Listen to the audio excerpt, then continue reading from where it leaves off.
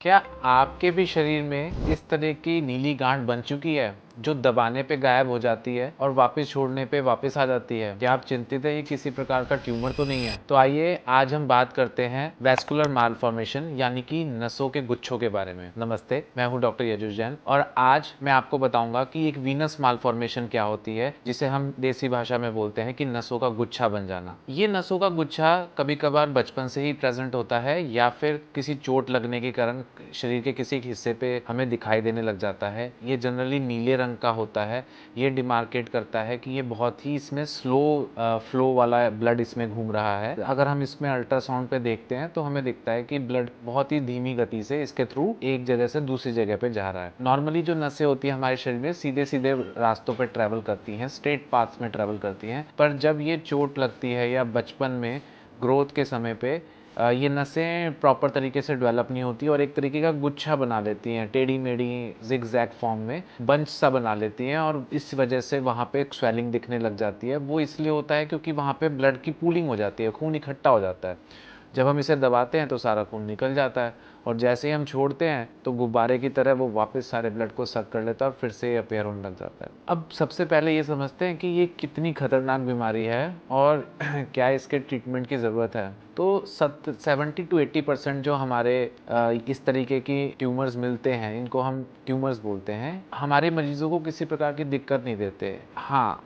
ये हमें एक पॉपअप की तरह दिखते हैं बॉडी से बाहर निकले हुए, पर इनमें जनरली कोई पेन नहीं होता। ठीक है, इनको दबाओ तो ये बैठ जाते हैं। ये जनरली ग्रो भी नहीं करते हैं। बहुत कम पेशेंट्स के साथ ऐसा होता है कि ये ग्रो करने लग जाते हैं और धीरे धीरे ये और एक्सटेंसिव या और जगहों को ऑक्यूपाई करने लग जाते हैं। अगर ऐसा होता है तो इसका ट्रीटमेंट करवाना बिल्कुल ज़रूरी बन जाता है और अदरवाइज़ ये पेशेंट के आजीवन भी उनके साथ रहते हैं, कभी कोई दिक्कत करते नहीं हैं और मोस्ट ऑफ द टाइम्स इनकी ट्रीटमेंट की कोई ज़रूरत पड़ती भी नहीं है। पर अब समझते हैं कि अब इनकी ट्रीटमेंट की ज़रूरत कब है। पहली कंडीशन, जब ये ट्यूमर बहुत ही ज़्यादा बॉडी से बाहर बल्ज करने लग जाए, तब एक रिस्क होता है कि अगर कभी इसमें चोट लगे तो इसमें से ब्लड बहने लग जाएगा और पॉसिबल है कि वो ब्लड ना भी रुके। दूसरा, ये तब ज़रूरत पड़ती है खासकर उन बच्चों में जो आर्मी में जाना चाहते हैं, जिन्होंने आर्मी का एग्ज़ाम देना है, क्योंकि आर्मी में कई बार ये बच्चे रिजेक्ट हो जाते हैं इस बेसिस पे कि ये एक तरीके का आइडेंटिफिकेशन मार्क हो सकता है उन बच्चों के लिए और वो बेचारे फिज़िकल में और जो उनका लास्ट पार्ट होता है टेस्ट का, उसमें जनरली ये इस बेसिस पे रिजेक्ट हो जाते हैं। तो आप समझते हैं इसका ट्रीटमेंट क्या है। तो पहले के ज़माने में इसका ट्रीटमेंट सर्जरी से होता था कि सर्जरी में एक निक लगाया और इस गुच्छे को बाहर निकाल दिया। लेकिन सर्जरी की बहुत सारी दिक्कतें थी। जैसा इस वीडियो में आप देख पा रहे हैं, इस फोटो में आप देख पा रहे हैं कि जितना हमें ट्यूमर बाहर दिखता है, एक्चुअली में ये बहुत गहरा होता है। जैसे एक पेड़ होता है, पेड़ का हमें सिर्फ तना दिखता है, पर ये वृक्ष की जो जड़ें होती हैं ये बहुत दूर तक फैली होती हैं। इसी प्रकार से ये ट्यूमर हमें बहुत छोटा सा दिखता है। ये आप फोटो में देख पा रहे हैं कि सिर्फ 2 सेंटीमीटर का है बाहर, जो स्किन पे हमें विजिबल है, पर अगर हम अंदर की डेप्थ की मेजरमेंट करें तो ये 5 सेंटीमीटर तक फैला हुआ है।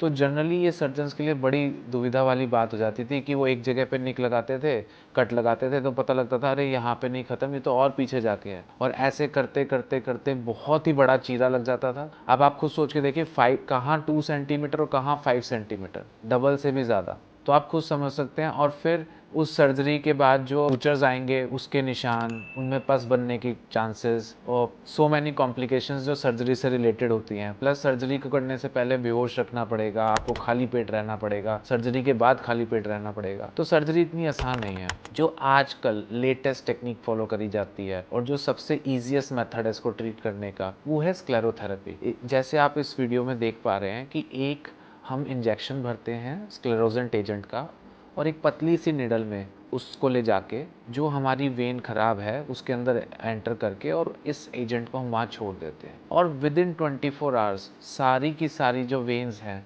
वो बिल्कुल ही ख़त्म हो जाती हैं और यूविट से वो सिकुड़ के बिल्कुल श्रिंक हो जाती हैं और पेशेंट इज़ सिम्टोमेटिकली फ्री। ये खासकर उन लोगों के लिए हेल्पफुल है जिनका मान लीजिए बिल्कुल 2 या 4 दिन के बाद एग्ज़ाम आने वाला है, आर्मी और पुलिस और इन सब के फिज़िकल्स हैं और वो बच्चे ने अभी तक इस बारे में सोचा नहीं है कि इसका क्या करना है। ठीक है, अब आते हैं एक और एस्पेक्ट पे जो हमसे काफ़ी कॉमनली पूछा जाता है कि डॉक्टर साहब ये करवाने के बाद ये रीअकरेंस तो नहीं होगी इसके अंदर। तो एक बात समझ के चलिए, जो इसका एक्यूरेसी रेट है सर्जरी का, चाहे किसी भी मेथड से हम ले लें, सर्जरी से ले लें, स्क्लेरोथेरेपी से ले लें, हम इसका रिकवरी रेट 70% मान के चलते हैं। यानी कि 30% चांसेस हैं कि ये दोबारा अराइज कर सकता है। जो छोटे हीमेंजियोमास या वाल्व फॉर्मेशंस होते हैं ये जनरली दोबारा अराइज नहीं करते हैं, पर जो बड़े वाले हैं वो उनमें ये रिस्क थोड़ा सा ज़्यादा होता है। ठीक है, सो जो आपको मेनली यहाँ पे मैं एक कंक्लूजन देना चाहता हूँ कि आजकल कई जगहों पे स्टिल ये प्रैक्टिस करी जाती है कि सर्जरी के थ्रू इसको रिमूव करने की कोशिश करी जाती है, जो कि बिल्कुल ऑब्सोलीट है। उसमें ज़्यादा कॉम्प्लिकेशंस हैं, ज़्यादा हेडेक है, रादर देन जो स्क्लेरोथेरेपी वाला तरीका है जिसमें आप देख ही पा रहे हैं कि एक सिंपल इंजेक्शन से, जस्ट हम जैसे किसी भी टाइप का एक एंटीबायोटिक का शॉट लेते हैं या पेन किलर का शॉट लेते हैं, उस तरीके से हमने एक बहुत सिंपल तरीके से एक इंजेक्शन से दवाई डाली और ये पूरा का पूरा जो नसों का गुच्छा है वो ख़त्म हो गया।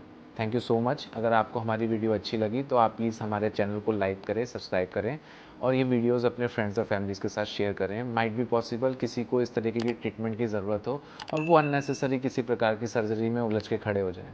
धन्यवाद।